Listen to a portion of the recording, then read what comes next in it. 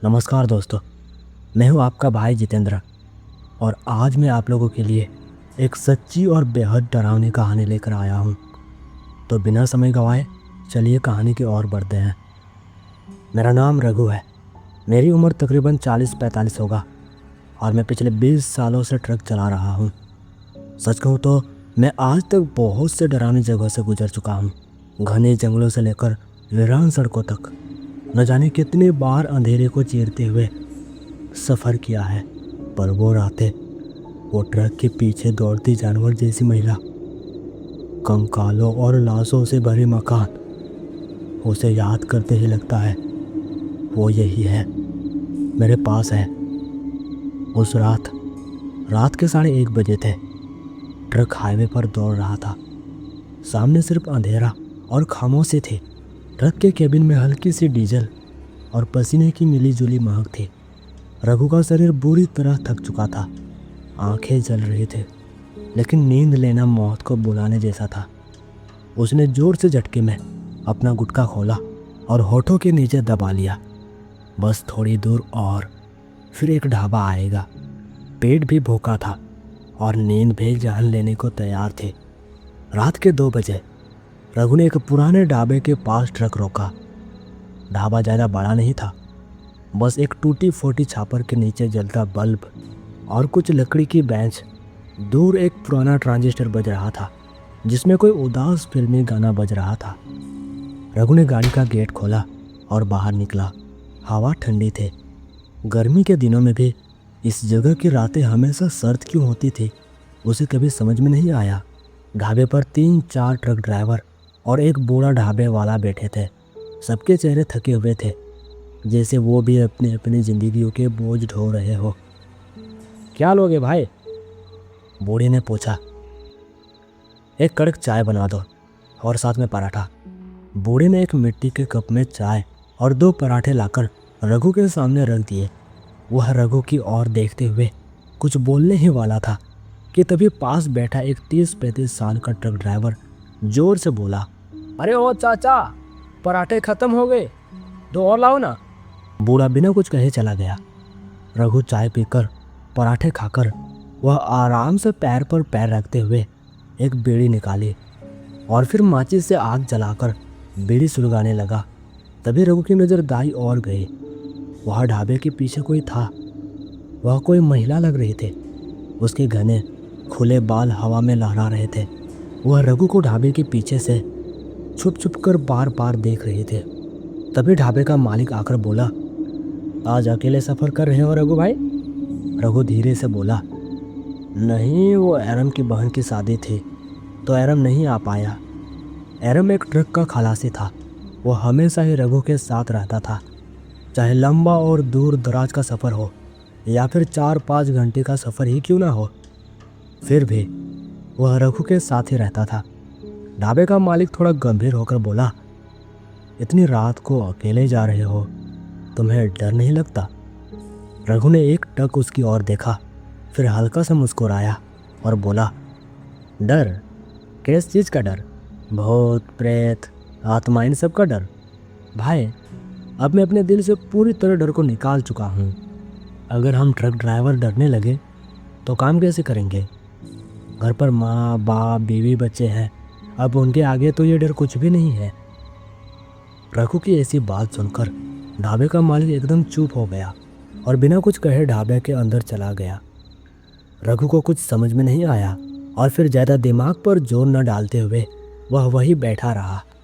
लेकिन जैसे ही उसने ढाबे की ओर देखा, वह महिला अभी भी उसे घूर रही थी, जैसे कोई जानवर अपने शिकार को देखता है।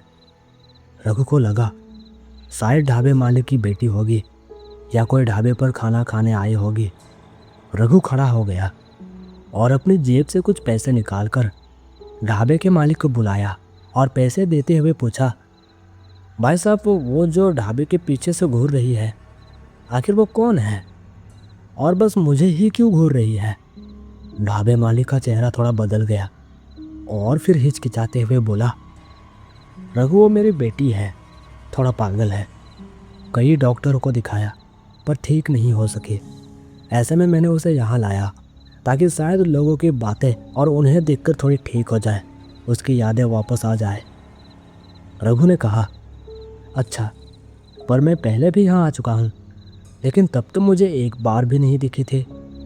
बूढ़ा धीरे से बोला, पिछले 2 सालों से ये अस्पताल में थे, कुछ दिन पहले ही इसे यहाँ लाया हूँ। रघु ने बूढ़े के कंधे पर हाथ थपथपाया और कहा, इसका अच्छे से ख्याल रखना। और फिर ट्रक में चढ़ा। ट्रक स्टार्ट कर धीरे धीरे ट्रक को आगे बढ़ाया। आधी रात हो चुकी थी, दूर दूर तक बस खामोशी थे। रघु अब एक घने जंगल के रास्ते पर था।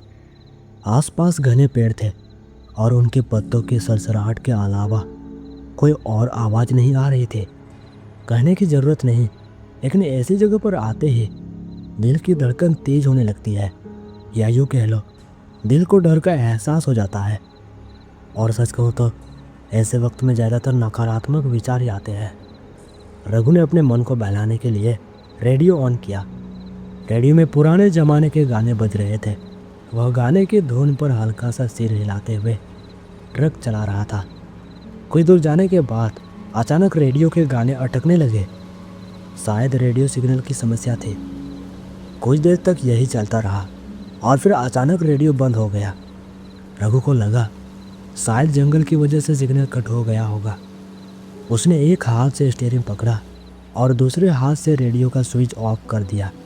लेकिन तभी रघु की नज़र ट्रक के मिरर पर गई और उसके रोंगटे खड़े हो गए। उसकी आंखों में अजीब सा डर था। शायद उसने कुछ देख लिया था।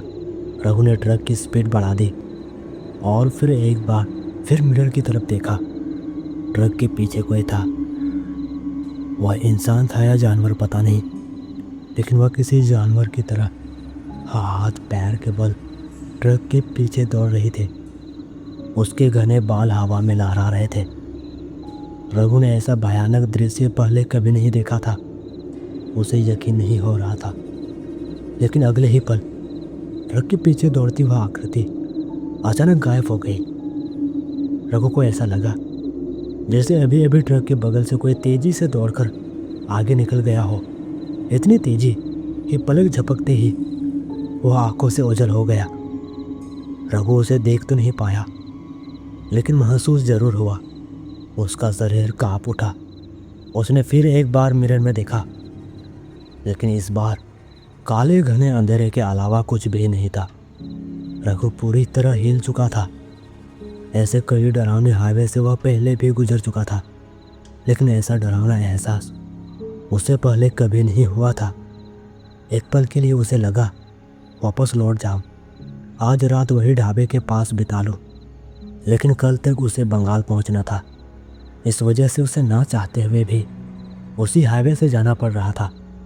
उसने हिम्मत जुटाई और अपना पूरा ध्यान ट्रक चलाने में लगाया। अब चाहे कोई भी हो, कुछ भी हो जाए, मैं किसी पर भी ध्यान नहीं दूंगा। बस मुझे कल तक बंगाल पहुंचना है और कुछ नहीं। उसने मन ही मन ठान लिया। पर एक ही बात पर अड़े रहना इतना आसान नहीं था, क्योंकि परिस्थिति ही कुछ ऐसी आने वाली थी। वह ट्रक बढ़ाता जा रहा था और हेडलाइट की रोशनी से ट्रक के सामने उजाला होता जा रहा था। उस वक्त पेड़ भी ऐसे लग रहे थे जैसे भी कोई पेड़ ना होकर कोई विशाल आकृतियाँ हो, जो अपने हाथ फैलाए हाईवे के किनारे खड़ी हो और किसी का इंतजार कर रही हो। पर शायद यह सच भी था। ट्रक चलाते हुए ही रघु को हाईवे पर दूर कोई बैठा हुआ दिखाई दिया। उसे देखकर रघु के पसीने छूट गए और उसके हाथ कांपते हुए स्टीयरिंग पर जम गए।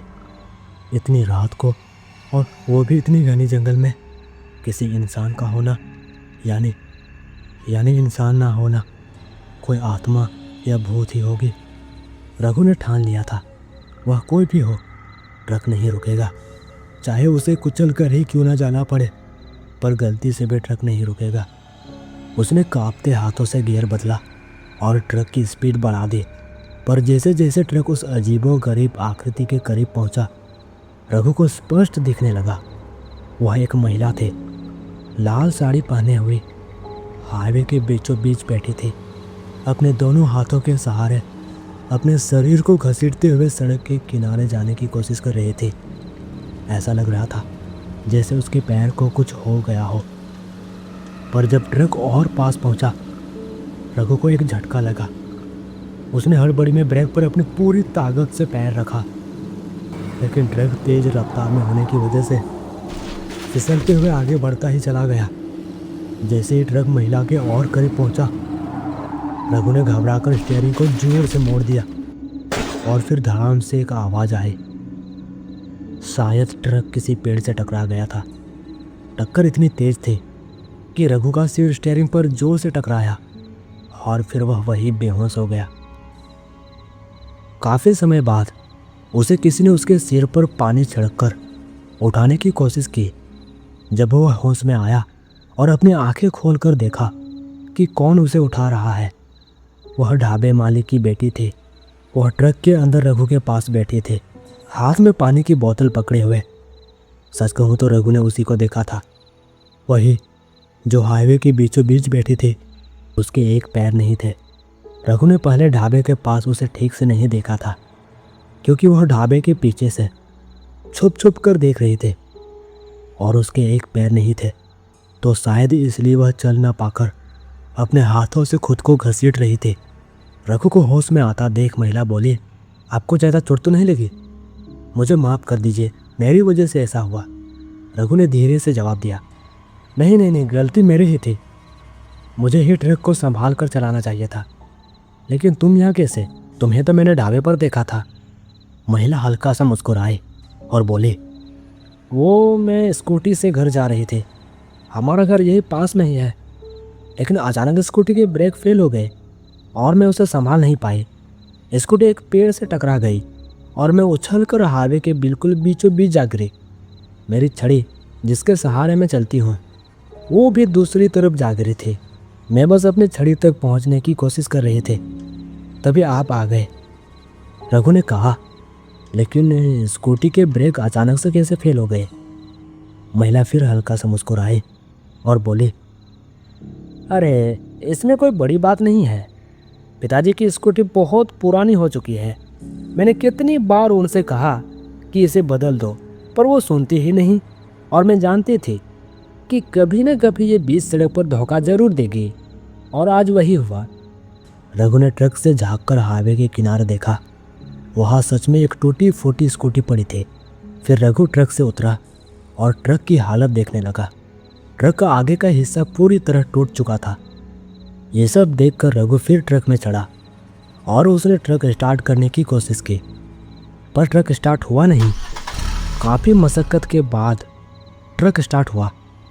रघु ने महिला की ओर देखा और पूछा, वैसे तुम्हारा गांव किधर है? महिला ने जवाब दिया, इस सड़क पर कुछ दूर जाने पर एक गांव आएगा, हमारा मकान वही है। रघु ने उसकी मदद करने की सोची। तुम्हारा घर इधर ही पड़ता है ना? तो चलो मैं तुम्हें गांव तक छोड़ देता हूँ। वैसे भी मैं उसी रास्ते से जाने वाला हूँ, लेकिन इस स्कूटी का क्या करें? महिला थोड़ा अजीब सी आवाज़ में बोली, नहीं रहने दीजिए, वैसे भी ये स्कूटी अब टूट चुकी है, और अगर पिताजी बाद में बोलेंगे तो अक्सर मैं इस सड़क से आती जाती रहती हूँ। कल सुबह आकर ले जाऊंगी। भला कौन इस खटारा स्कूटी को चुराएगा यहाँ से? उसकी आंखें थोड़ी अजीब थी, हल्की लाल, मासूम सा चेहरा और लाल साड़ी। कुछ तो था जो अजीब लग रहा था। रघु ने गियर बदला और एक्सीलेटर दबाया। ट्रक फिर से उसी सुनसान और भयानक हाईवे पर दौड़ने लगा। पेड़ से टकराने की वजह से ट्रक की एक हेडलाइट पूरी तरह टूट चुकी थी। अब केवल एक ही हेडलाइट की रोशनी थी। खैर, जब वे दोनों उस गांव में पहुंचे तो रघु ने एक जगह ट्रक रोका। वह महिला रघु का शुक्रिया अदा करके ट्रक से उतर गई और आगे बढ़ गई। फिर रघु भी ट्रक के साथ आगे बढ़ गया। रघु ने बगल की ओर देखा और अपना हाथ बढ़ाकर वहाँ से पानी की बोतल उठाई। वह गटक गटक कर पानी पीने लगा। पानी पीकर उसने बोतल को बगल में रख दिया और फिर से रेडियो को ऑन करने की कोशिश करने लगा। लेकिन रघु को कुछ अजीब सा महसूस हो रहा था, जैसे उसे कुछ हो रहा हो। सामने का नज़ारा धुंधला होने लगा और शायद रघु को चक्कर आने लगे। उसके हाथ पैर सून पड़ने लगे। रघु समझ गया कि इस पानी में कुछ तो मिलाया गया था। वह डर गया और ट्रक फिर से किसी पेड़ से ना टकरा जाए।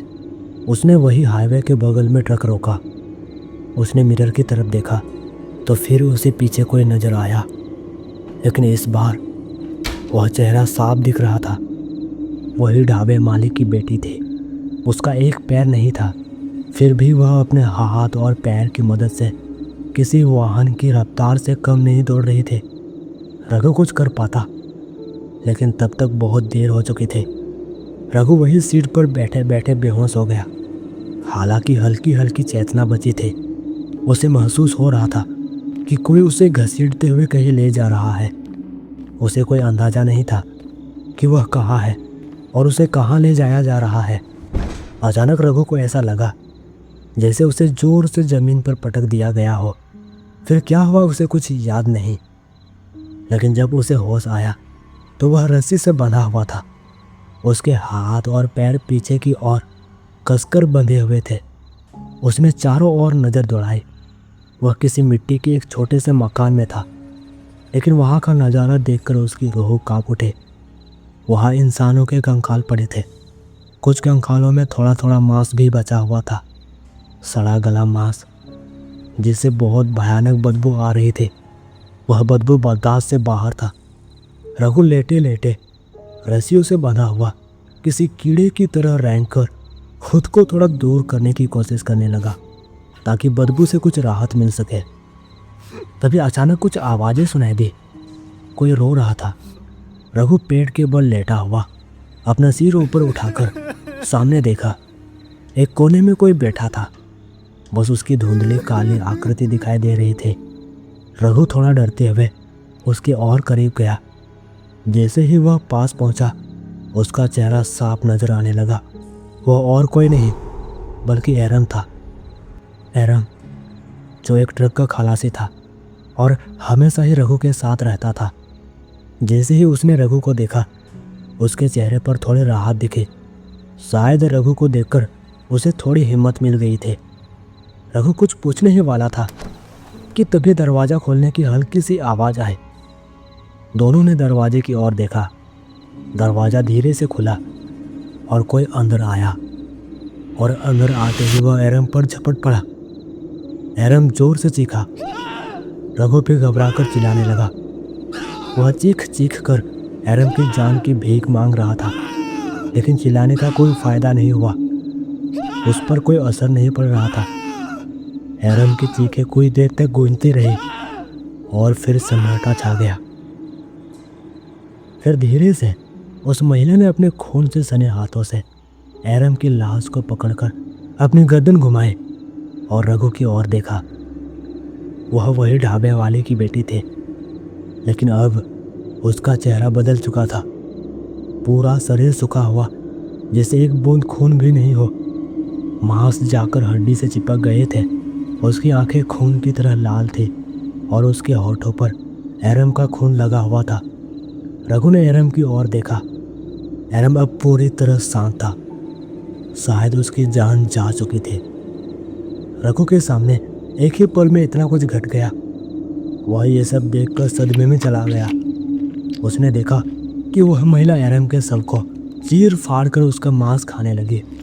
बिल्कुल किसी जानवर की तरह वह उसे नोच नोच कर खा रहे थे। रघु चुपचाप शांत बैठा था। उसकी आंखों में डर तो नहीं था, लेकिन आंसू जरूर थे। कुछ देर तक वह महिला एरम का मांस खाती रही। फिर वह धीरे से उठी और मकान से बाहर चली गई। शायद उसका पेट अब भर चुका था। रघु को एक बड़ा झटका लगा था। उसने सोचा भी नहीं था कि एक पल में इतना कुछ हो जाएगा, लेकिन एक सवाल उसके दिमाग में घूम रहा था। एरम यहाँ कैसे फंस गया? आज तो उसकी बहन की शादी थी, फिर वह यहाँ क्या कर रहा था? रघु के दिमाग में सवाल ही सवाल थे, लेकिन किसी सवाल का कोई जवाब नहीं था।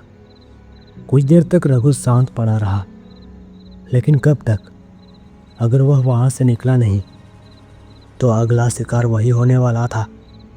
अब उसे वहाँ से भागना ही था। रघु ने इधर उधर देखा, सोचा शायद कुछ काम की चीज़ मिल जाए। तभी उसकी नज़र वहाँ पड़े कंकालों पर पड़ी। उन पर नज़र पड़ते ही उसके दिमाग में एक विचार आया। वह रेंगते हुए एक कंकाल के पास पहुंचा और वहां पड़ी एक धारदार हड्डी देखा। फिर अपने हाथों में बंधे रस्सी को उस पर आगे पीछे रगड़ने लगा।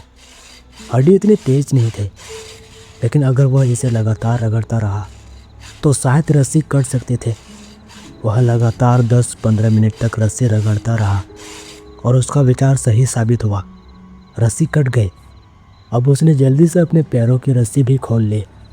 राहत की सांस लेते हुए वह धीरे से उठा और बिना कोई आवाज़ किए दरवाजे की ओर बढ़ा। फिर उसने सावधानी से दरवाजे को थोड़ा सा खोलकर बाहर देखा। बाहर कोई नहीं था। मौका पाकर रघु मकान से बाहर निकल गया और एक बार जोर से सांस लेकर वहाँ से भागना शुरू किया। पता नहीं रघु कहाँ था, किस जगह पर था, और उसे ये भी नहीं पता था कि वह भागकर कहाँ जा रहा था। लेकिन भागना उसके लिए, उसकी ज़िंदगी के लिए, या यूँ कह लो जान बचाने के लिए ज़रूरी था। शायद उस वक्त 2 या 3 बज रहे होंगे।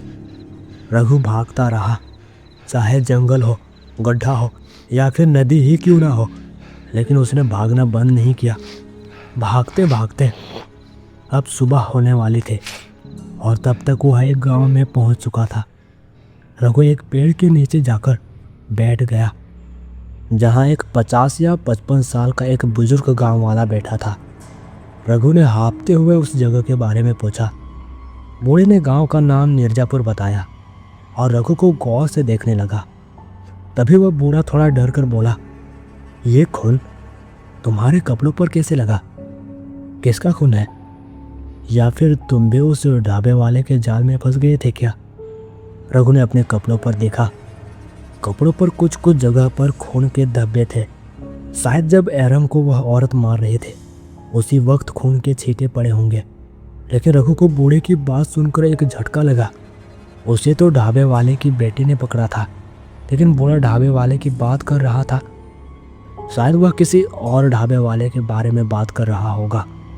तभी बूढ़े ने फिर से पूछा, क्या सच में तुम्हें किसी ने पकड़ा था या पकड़ने की कोशिश की थी? आखिर तुम हो कौन और तुम्हारा नाम क्या है? रघु ने जवाब दिया, मेरा नाम रघु है। मैं एक ट्रक ड्राइवर हूँ। कल रात में एक लंबे सफ़र पर था। मुझे आज सुबह तक बंगाल पहुँचना था। रघु बोलता गया और बूढ़ा उसकी बातों को ध्यान से सुनता गया। रघु ने जो उसके साथ हुआ वो सारी घटना, सारी बातें बूढ़े को बता दी। बूढ़ा रघु की बातें सुनकर बोला, रघु तुम्हें शायद नहीं पता, तुम्हारे जानकारी के लिए बता दो, वो ढाबे वाला और उसकी बेटी दोनों इंसानों का मांस खाते हैं। ढाबे पर आने वाले लोगों को वो ढाबे वाला खाने में कुछ मिलाकर देता है। हर व्यक्ति को तो नहीं, लेकिन हाँ, उसकी बेटी का नज़र जिस पर पड़ जाए मतलब उसकी मौत निश्चित है। जब लोग वहाँ से खाना खाकर चले जाते हैं तो उसकी बेटी उनका पीछा करती है। पता नहीं कैसे, लेकिन उसकी बेटी किसी जानवर की तरह बहुत तेज दौड़ सकती है और वह इसी का फ़ायदा उठाती है। जब वह व्यक्ति बेहोश हो जाता है तो उसकी बेटी उसे घसीटकर पास में बने मिट्टी के एक मकान में ले जाती है। वही उनका ठिकाना है जहाँ वे दोनों लोगों को मारकर उनका मांस खाते हैं। वहाँ दूर दूर तक किसी का घर नहीं है। लेकिन रघु तुम कैसे बच पाए पता नहीं, क्योंकि आज से पहले कोई भी वहाँ से जिंदा बचकर नहीं लौटा और इसलिए उनका ठिकाना किसी को नहीं पता। लेकिन तुम्हें शायद पता होगा, और अगर हाँ तो बताओ, हम उन्हें ख़त्म कर सकते हैं हमेशा हमेशा के लिए। रघु बूढ़े की बात सुनकर जिसे सुन पड़ गया, उसके रगों में खून जम गया और वह डर से कांप उठा और बिना कोई जवाब दिए फिर से भागने लगा। भागकर कहाँ चला गया यह किसी को नहीं पता। आज तक रघु को किसी ने नहीं देखा। लोगों का मानना है कि उस महिला ने उसे फिर से पकड़कर मार दिया, या फिर वह 50-55 साल का बूढ़ा भी उस ढाबे वाले से मिला हुआ था और उसने ही रघु को पकड़कर उन्हें सौंप दिया। लेकिन क्या सच है ये तो किसी को नहीं पता। तो दोस्तों, ये थी आज की कहानी। फिर मिलेंगे किसी और डरावनी कहानी के साथ।